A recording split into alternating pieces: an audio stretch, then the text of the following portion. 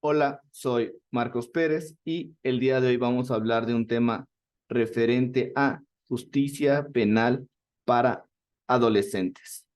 Vamos a retomar las cápsulas jurídicas en referencia a este tema que es tan importante. Muchas de las ocasiones he escuchado a colegas, compañeros, docentes comentar que el procedimiento de justicia penal para adolescentes es igual que el procedimiento de justicia penal para adultos. Ellos manifiestan que es lo mismo, mas sin embargo, desde la persona a la cual regula la justicia penal para adolescentes, no es lo mismo. Es un procedimiento diferente, es un procedimiento mediante el cual se busca tener una justicia especializada, para lo cual requerimos tener gente capacitada, servidores públicos, asesores jurídicos, abogados postulantes.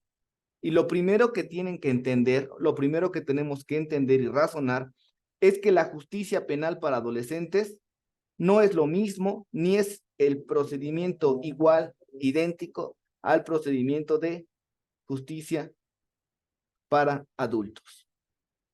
Y lo primero que tenemos que analizar, ¿cuáles son las características de un adolescente?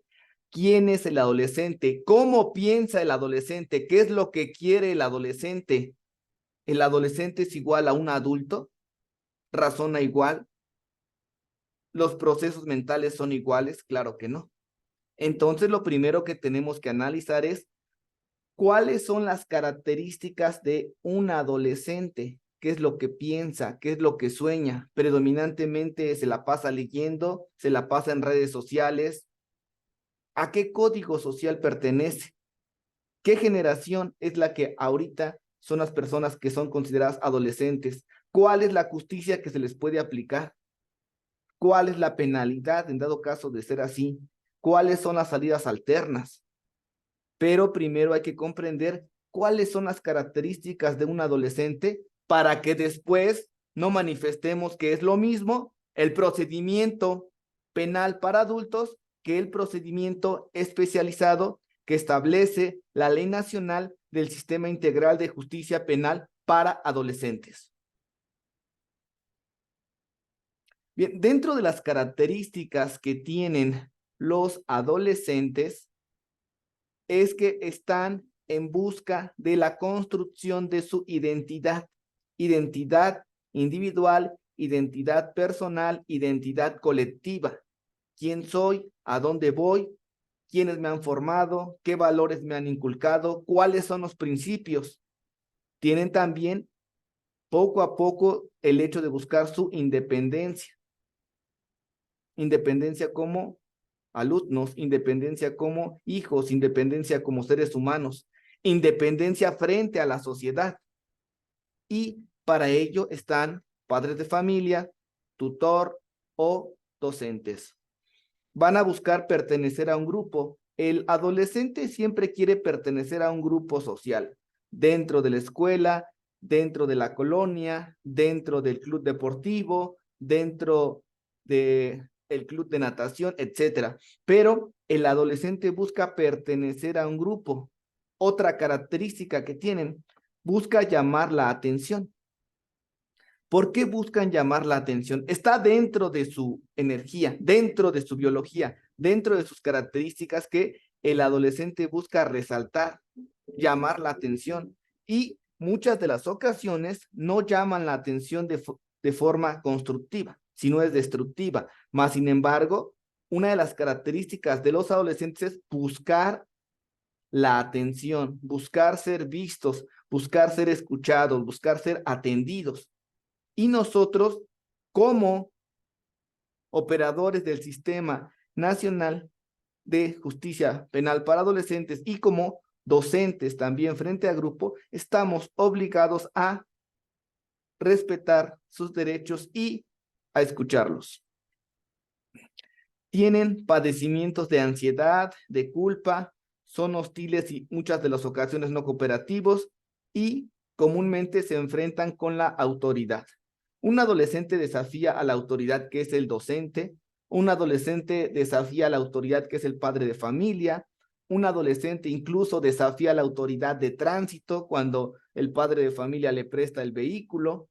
Entonces, aquí empezamos a entender cuáles son las características de un adolescente, a entender, a recordar, a visualizar, a posicionarnos y comprender la importancia que tiene el adolescente y no que digamos, es lo mismo, es el procedimiento igual, es lo mismo que justicia penal para adultos, no es así.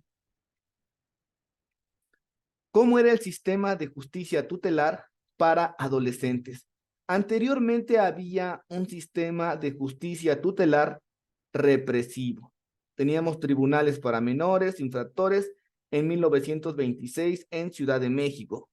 Era un sistema represivo, no estaba tutelado por el Poder Judicial, no se respetaban sus derechos humanos, en aquel entonces garantías individuales o garantías. Era un sistema poco equitativo, penas desproporcionadas, la situación de medidas de seguridad excesivas, se violentaban sus derechos fundamentales, no había órganos especializados como lo hay ahora, porque muchos abogados mencionan, ¿y por qué me tengo que especializar? ¿Para qué me voy a especializar? ¿Por qué piden tanto estudio? Y algunos manifiestan, entonces deberían de pagar más. Aquí lo importante es que el abogado que esté capacitado en justicia penal para adolescentes conozca estos principios y conozca la historia.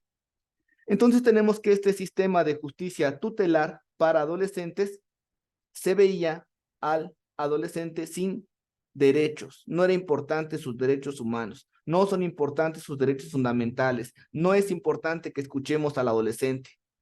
Prácticamente la autoridad decide.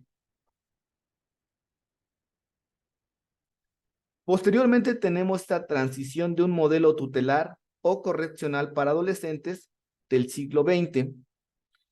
Entonces, en este modelo tutelar o correccional en el siglo XX, se consideraba a menores en riesgo, desamparo. El menor era considerado un delincuente. Menores de edad son incapaces, penalmente inimputables, y los llamaba incapaces, inimputables. El juzgador o la persona que llevaba a cabo estas medidas, esta sentencia, este juzgador actuaba como un padre de familia y él iba a decir cuál era la sanción, cuál era la pena privativa de libertad, cuál era la medida de seguridad más conveniente para el menor. Medidas para reeducar y resocializar al menor, indeterminadas. Resolvía una autoridad, aquí es muy importante que conozcamos, resolvía una autoridad administrativa y no judicial, sin garantías procesales, los que les comentaba. Los principios del derecho penal no eran aplicables, ni beneficios, ni derechos no eran aplicables para el adolescente, no tenía garantías procesales. Bien, continuamos con el modelo tutelar. El Estado intervenía tomando el lugar de los padres de familia, una conducta desaprobada y los enviaban a las correccionales. El Estado como ente público, esta sociedad jurídicamente organizada para hacer posible en convivencia pacífica la totalidad de los fines humanos, tenía un fin correctivo para defender a la sociedad. Entonces aquí el Estado como ente público, lo más importante que tenía que hacer era defender a la sociedad, proteger a la sociedad y no proteger al adolescente. En aras de la peligrosidad, se legitimaba medidas violatorias de los derechos humanos, privativas de libertades indeterminadas por años. El menor de edad era visto como un objeto y no como un sujeto de derechos humanos. Lo consideraban inimputable, privándolo de sus derechos humanos, de sus derechos fundamentales. Este modelo tutelar de situación irregular, solo por el hecho de ser abandonado, tratado como un delincuente, Si un adolescente era abandonado, ya era tratado como un delincuente.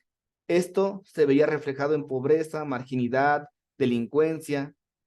Leyes o instituciones tutelares iban dirigidas al adolescente que no pertenece a una familia, no se regresa a la escuela. Los adolescentes eran seres incompletos e incapaces.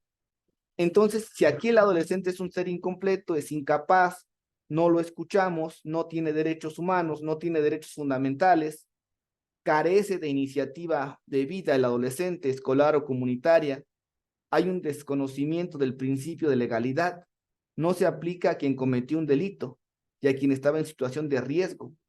Entonces vemos cómo este modelo tutelar tiene medidas por excelencia de protección, internamiento, consideradas estas medidas en riesgo, peligro moral o material. Tiempo de estas medidas era indeterminado hasta la mayoría de edad, violentando sus derechos humanos. Entonces, cuando avanzamos de este modelo tutelar a un modelo garantista, a un modelo donde se requiere la especialización del abogado, del asesor jurídico y que realmente vemos que no cualquier persona va a manejar este procedimiento, ya que hemos comentado que se requiere de la especialización. Bien, vamos a estar creando más videos y continuar con el desarrollo de esta ponencia.